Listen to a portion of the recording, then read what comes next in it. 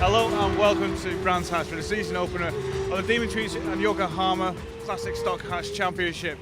Now, Matt Rosier, the 2015-2016 champion, has put it on pole.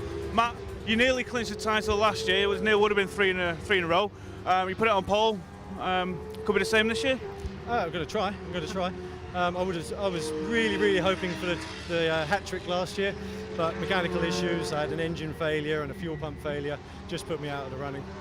Well, we wait with interest to see whether he can get that championship back this year. He starts with Martin Kaiser on row 1, ahead of Marcus Ward and Lee Scott, then Andy Philpotts and Edward Cooper, ahead of Scott Ward and Andrew Thorpe. Derek Rosier and Steve Groom round out the top 10 of this 27-car field, and every retro hot hatch you can think of is on the grid, from Fiesta XR2Is, Peugeots, we've got Citroens, we've got the lot out there on the track. We've even got the Vauxhall Nova there of Ed Cooper in front of us. Lots of on-board to bring you as well over the course of this first 13-minute plus 1 lap encounter of the Demon Tweeks Yokohama Classic Stock Hatch Championship. Matt Rosier and Martin Kaiser on row 1 of the grid. The lights go out, away we go.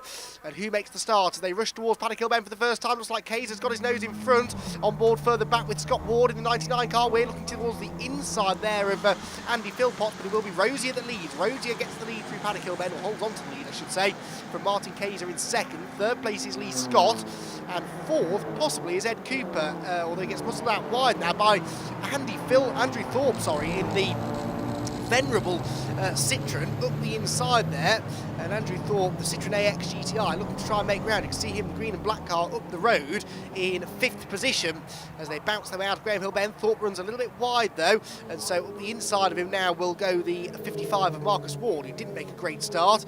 The top two already started to get away. Ward up the inside of Thorpe. They've got to be careful here, don't lean on each other. Thorpe takes to the grass slightly there, lots of ducking and diving under brakes. We're back on board now with Scott Ward as he tries to buy into all of that as well. There is Paul Brock, Paul Brock, that was Daniel Fillingham further back, filing through in the 28 car. Still side by side here between Thorpe and Ward, with Thorpe on the inside line now. Ward, I'll get this right in a moment. We're on board there with Scott Ward, looking at Andrew Thorpe, dicing away with Marcus Ward, not Scott Ward. You see why I get confused, and they eventually settle back into line with Andrew Thorpe leading the group. Round the outside comes Scott Ward as he tries to pick up position. But the race lead, you can see Matt Rosier most definitely getting away here from Kaiser in second. Third place is still Lee Scott, who we were briefly on board with there. Fourth place for Ed Cooper. Fifth is Andrew Thorpe. This is Scott Ward. We're back on board with him, looking at him fighting the wheel as he goes through the left-hand corner at Surtees. Number 11 in front of him is Andy Philpotts in the red car with the yellow stripe. Whoops, and Ward runs very wide there and allows Derek Rosier, because he was certainly a quarter of a second quicker than him in qualifying. Further ground to be made though by Pete Morgan. He's got places to be. He's up the inside of Derek Rosier. Rosier even, get that right, Rosier in the middle. The Peugeot has a bit more poke in a straight line than the older, Ford Fiesta has a bit more poke in a straight line than the older XR2s. Derek Rosier will stay in between the two older shape versions of his car. XR2i there in the older XR2s. These are the leaders. Peugeot leads the way from an XR2i in second. There's a bit of smoke going from the back of Matt Rosier's car, which has me a little concerned. Heading into the final third of the race now, you can see that Lee Scott is definitely closing in slightly here. There you can see him in the background. The lap times are good for Lee Scott, but has he got time to really challenge? You can see though that just that whiff of smoke as the car, the race leader's car, corners. Whether it is that it could be tyre smoke or it could be something more. On board with Lee Scott as he chases down the leader into Paddock Hill Bend. Get a great view there of the plunge downhill. Peugeot of Matt Rosier continues to lead the way, as he said to Anthony pre-race, double former champion. Mechanical woes did blight his 2017 campaign, so we'll be hoping that he's not running into more mechanical woes here. The gap is really coming down now. Lee Scott is within half a second now of the race leader. If he gets any closer, he'll really be starting to think about finding a way through. Back down into Surtees they go again, and Matt Rosier, who's actually the lap record holder around here at Brands Hatch, 58.36. They are about 7/10 of a second away from that sort of pace today. Rosier really going to start coming under pressure here, I think, from Lee Scott. Lee Scott is in the tow now, and of course with hatchback racing, the slipstream is particularly important, plus the fact Fiesta's good in a straight line anyway. Oh, but the checkered flag comes out. The checkered flag comes out, surprised me there because it came out a bit early, but it is Matt Rosier who takes the victory from Lee Scott in second, Martin Kayser third, Edward Cooper fourth, Andrew Thorpe rounds out the top 5. Outside the top 10, Paul Brock, Jason Wood, Paul Rosier there down in 14th position, and we got most of the cars to the finish. 21 cars got to the flag. James Hasselhurst, the last finisher. We lost Marcus Ward, Andy Philpotts, Stuart Place, and Ben Ward, whilst Alan Julie and Craig Emerson never started.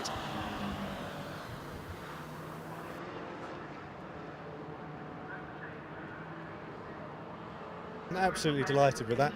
It's always good to start a year on a win and a fastest lap. Gives you as many points as you can get.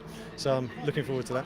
It was a good race, got a good start, managed to take a place on the start, and then went a couple of laps in and was really chuffed. I think I got into second off the start, couldn't hold Lee back, and then I let Lee go, but I had a battle with Ted Cooper behind, and it was really, really close. I think I was able to get away with him at paddock, but the rest of the place he was catching me. Race 2 for the Demon Tweeks and Yokohama Classic Stock Hatch Championship is about to get underway. As you can see, they've got a fantastic array of machines. Peugeot 205s, Fiesta XR2s, Nova SRIs, even Suzuki Swifts in the mix. It's going to be a fantastic race. But it's Matt Rosier who came first. It wasn't easy for him. You're a bit nervous coming into this one? Not too nervous. Lee Scott's definitely gunning for me today. He said he'll give me to the first corner before he tries overtaking me. Well, let's see. Lee Scott certainly one to watch for from 5th on the grid, having challenged for a win in race 1. It's Rosier and Kayser row 1, ahead of Philpotts and Cooper row 2. Lee Scott on his own on row 3, because there's no Marcus Ward, ahead of Derek Rosier and Scott Ward next in line. Andrew Thorpe is one to watch for from 9th on the grid, alongside Steve Groom. Likewise, he made good progress in the first race. Another 27-car grid, although we are missing that one, as I said, of Marcus Ward, we believe, for the start of this one, but everyone else hopefully should be there. Well, race 1 was very entertaining indeed.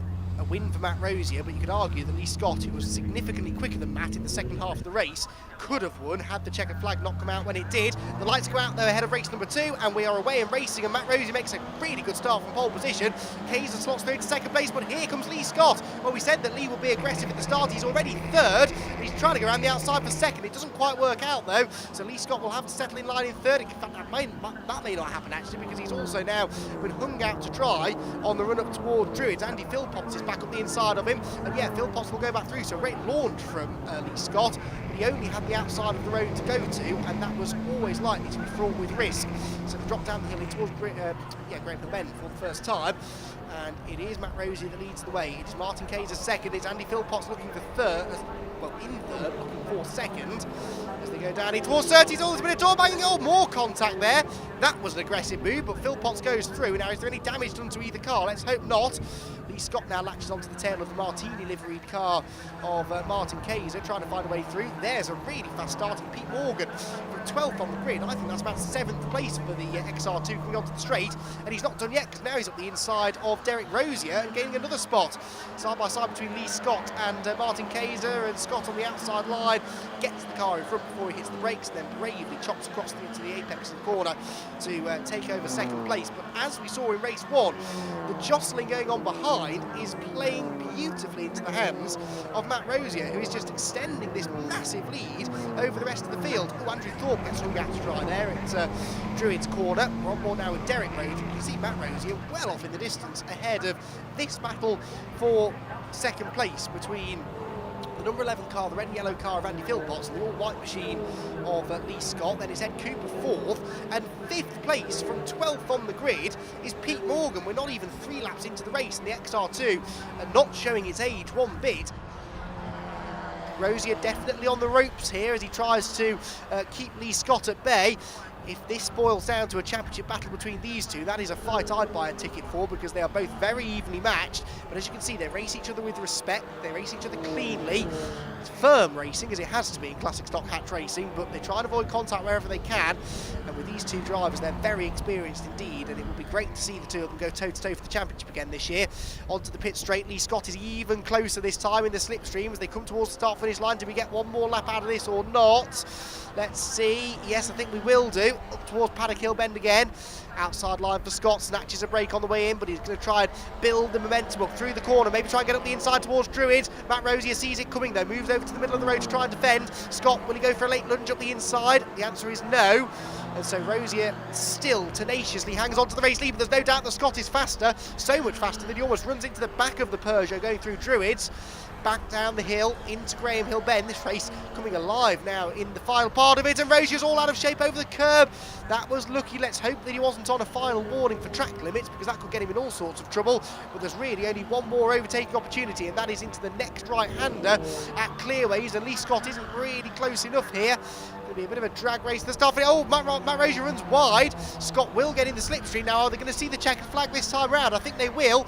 Down towards the start-finish line they go for the final time. Matt Rosier versus Lee Scott, a drag race to the start-finish line, and Matt Rosier just hangs on to take the victory by 14 one-thousandths of a second over Lee Scott in second. Morgan third from Andy Philpott and Ed Cooper. Martin Kayser keeps Marcus and Scott Ward at bay in 7th and 8th. Then Daniel Fillingham and Steve Groom round out the top 10. Then it's Stuart Place and Paul Brock, Brian Clark and Derek Rosier, whilst Paul Rosier is down in 15th place. As far as retirements go, we lost Craig Robertson, Jason Wood and Ben Ward, whilst Craig Emerson unfortunately failed to start either race.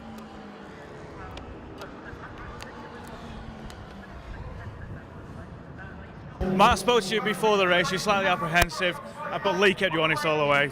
Yeah, I managed to get enough of a break again to make. He was catching me in the latter stages, but where I'd got a good gap built up, he couldn't quite get close enough to make a move. Well, Lee, what a race. You can't get past him, can you? I'm not catching him soon enough to give myself more opportunity to get past. That's the trouble. Yeah, I saw that lunge up at Druids. Yeah, it was worth a shot. Obviously, you can't risk it all in second place because that's still okay, but it was worth a shot. Yeah, fantastic race. Well done. Thank you. Pete, what a fantastic third place in your Mark II Fiesta XR2. It's amazing how it keeps pace with these cars. Yeah, it can do the job at certain tracks. Obviously, we struggle a little bit on the longer straights, but give me a few twisty bends and I'll be there.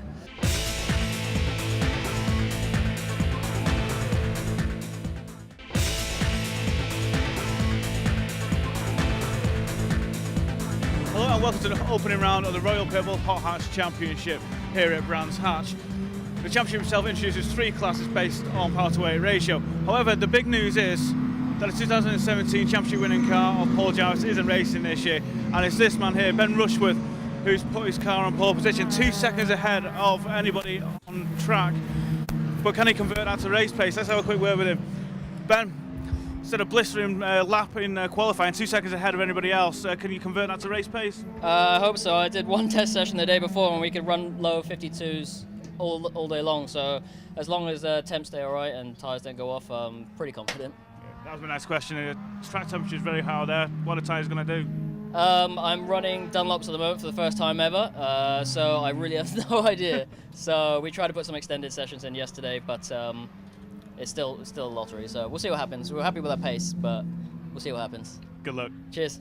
And with that, I'll hand you up to our commentator Andy McEwen for all the action. Thanks, Anthony. Here's the grid. It's Rushworth and Alistair Camp on row 1, ahead of Rodram Vella and Steve Sawley, then Philip Wright and John Peerless, then Martin Ward and David Sadowski.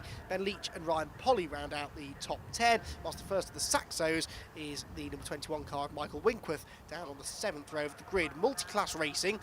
We've got 3 different classes, and Class C is where we see the Citroen Saxos, the ex-Saxmax cars, but 34-car grid. You wouldn't believe this is a championship still in its infancy, only its 2nd year as a championship, having been reintroduced as a series in 2016, and already capacity grids. Right, lights go off, we're our way and racing, and a great start made from pole position there by Ben Rushworth. Alistair Campbell slot through into 2nd, and Steve Sawley in the Honda Civic comes round the outside into 3rd. The newer shaped Civic of Rodram Vella will be 4th, and then it's the Clio of Phil Wright there in 5th. Hopefully we'll get safely through Paddock Hill Bend. It's always a bit of a worry when you've got 32 cars plunging down into that corner for the first time. Make their way round the right-hander. There's number 12 machine, another one of the Civics. That's Martin Ward on the inside of John Peerless's Civic. Druids, we can see that the Honda Integra of Ben Rushworth making good his escape, making good on his the promise of performance that we saw in qualifying, as Anthony was saying, 2 seconds nearly, 1.7 seconds quicker than anybody else in qualifying. Oh no, 3 cars off, up at Clearways. Forecast, so 77, 68 and 26 they are. So 77 is Chris Bicknell, one of them. And unfortunately, Ray Kearney was another one as well I saw. That could require a red flag. There was another car off the gravel a bit further up the road as well. I'm not entirely sure how that happened, but well, we'll wait and see. The point I was making is that Jordan Holmes' car is not one of the old Saxo-backed cars. That is a much more highly modified Citroen Saxo, but the red flags are out, so he won't be able to stretch his legs at the moment. The race is being put on ice temporarily whilst they clear up those 4 cars from the gravel trap up at Clearways. Simply to try and save time, really, rather than running the rest of the race on the safety car. Throw a red flag, group everyone back together on the grid, and then we can go again over a shortened race distance. They've done enough laps that it won't go back to the original grid, so they'll restart the way in which they're running now. But at 26 with the other car there, which was Ivor Mares in his BMW Compact. Ready for a restart, and the big news is that Ben Rushworth is not there for the restart. His car had stopped just before the red flag came out, so it's going to be Alistair Camp on his own on row 1. Away we go. We have a shortened race distance now, so we'll wait and see whether Alistair can hang on to race victory on board with Joe Ben further back in his Ford Fiesta. But side by side for the lead here, Alistair Camp and Steve Sawley still in third, and the battle for fourth between Martin Ward and John Peerless is a little bit closer now. Peerless has definitely caught the other Civic, and the same shape Civic, but Peerless's car without that add-on rear wing. Ward hoping to use that to give him a bit more rear end stability, presumably. Rear end stability there over the curve. Peerless gets up the inside, and that extra downforce and drag from the rear wing means that Peerless's car is probably a bit quicker than the Ward machine. And well, Ward hangs on for now, but for how much longer? Runs wide again. Peerless up the inside. This time I think he's done it. Yes, John Peerless goes through into 4th place. You can sort of see that coming. He looked quicker, he was applying the pressure, and in the end, Martin Ward made the mistake and let him through. Across the line we go. We're on to the final lap of the race though, and this battle for the lead is not over yet, because Steve Sawley is going to continue applying the pressure here to Alistair Camp, and there is traffic ahead as well. Now, you'd imagine that maybe the more nimble and agile Honda Civic might have a bit of an edge when dealing with traffic. Negotiated that back marker fairly easily on the Druids. There's another one ahead though that they're going to catch through the final couple of corners. So let's see. Sawley, oh yes, that's not the place to catch a back marker. Right through the middle of Surtees. This is where Sawley is weak anyway. He's going to have to defend it towards Clearways, because you know that, where Camp is weak. This is where Sawley is strong, and Camp runs out wide. Steve Sawley up the inside line as they come towards the start-finish line. It's going to be a drag race to the line. Steve does have his nose in front. Can he hang on to the start-finish line? The checkered flag awaits, but the speed of the Fiesta keeps Alistair Camp in front, and he is victorious in round 1 of the Royal Purple Hot Hatch Championship. Sawley is second, Vella third from Peerless. Ward at the top 5, ahead of Phil Wright. Ben Rushworth did actually get there into 7th place, having started from the back, ahead of David Sadowski in 8th place. Outside the top 10, Michael Winkworth, Dawn Boyd, Jordan Holmes, Ian Williamson and Paul Keynes. We've got most of the cars that took the restart to the finish. We lost Ryan Polly before the red flag. We lost Ivor Mares, Rob Fagg, Paul Waterhouse, Liam Shepherd, Ben Leach, another retirement as well as Adam Reed, Ray Kearney, Marcus Bicknell and Chris Bicknell, their pair of Citroen Saxos. Well happy with the victory. Like I say, going into tomorrow, I think we'll be fighting again with Ben, but hopefully try and get with him this time. The start today wasn't good enough really. Race 2 for the Royal Purple Hot Hatch Championship is about to get underway. They're all lined up in the assembly area, beautiful array of Fiestas, Civics, Integras, Clios, etc. Steve Sawley was second in the first race. Alistair Camp was first in his Fiesta. Let's see if we can jump in. Alistair got the fastest lap in the first race.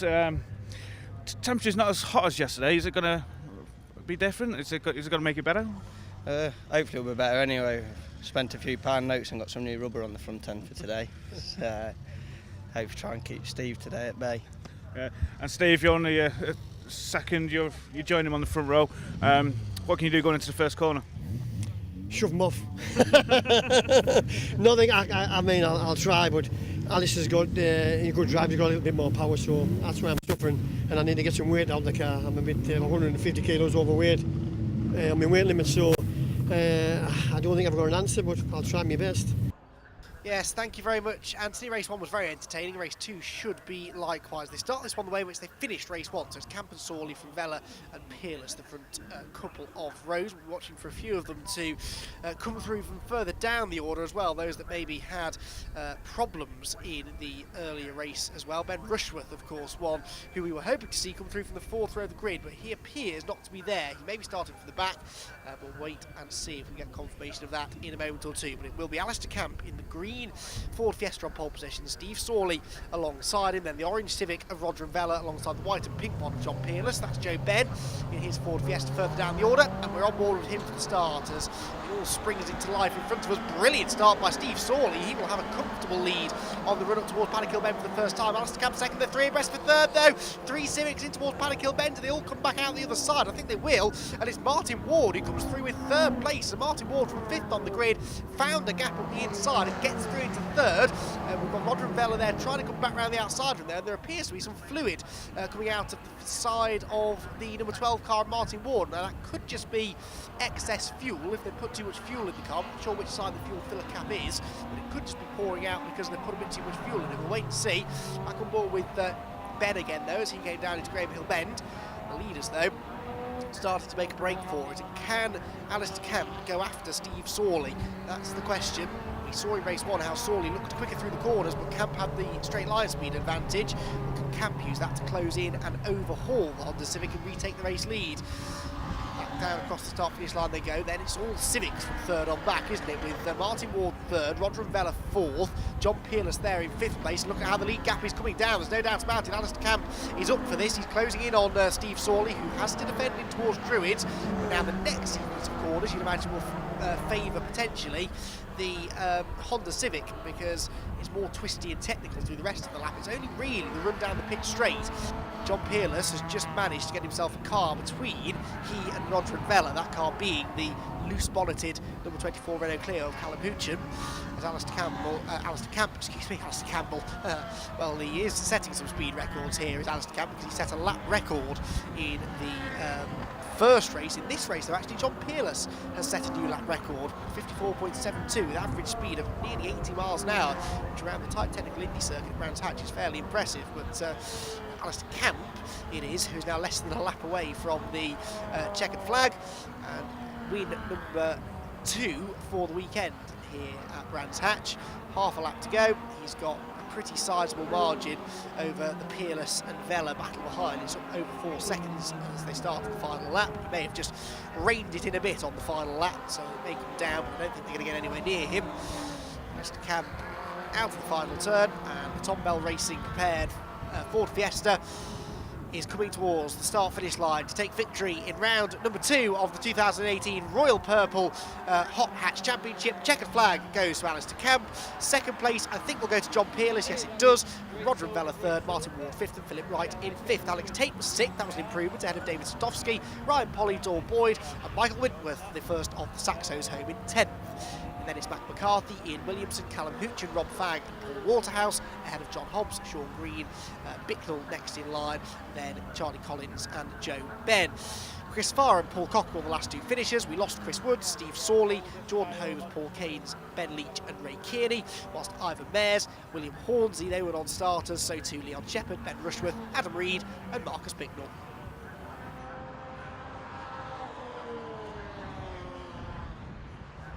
Two wins out of 2 this weekend, Alistair. It couldn't have gone any better. No, absolutely brilliant. Like you say, we're a small part driving it. Massive thank you to Tom at TBR for building everything. Massive thanks to the dad for getting us here and that, and the mum and the fiance. Massive thanks to without you guys, we wouldn't be here doing all this. John, considering you're racing in the Class B car, you're 60 horsepower down on the Class A's, to come second, that's some feat. Yeah, look, it's fantastic. I'm thrilled to bits, and like I said earlier on, I'd like to thank Andy Waters for his help setting the car up. He's done a sterling job, helped me a lot with my driving, shared drives with him. A week ago I was supposed to be driving in the Classics, bought out the Civic, dragged out at the back, came and raced, and then on your good day you can have a position like that, so I'm thrilled to bits.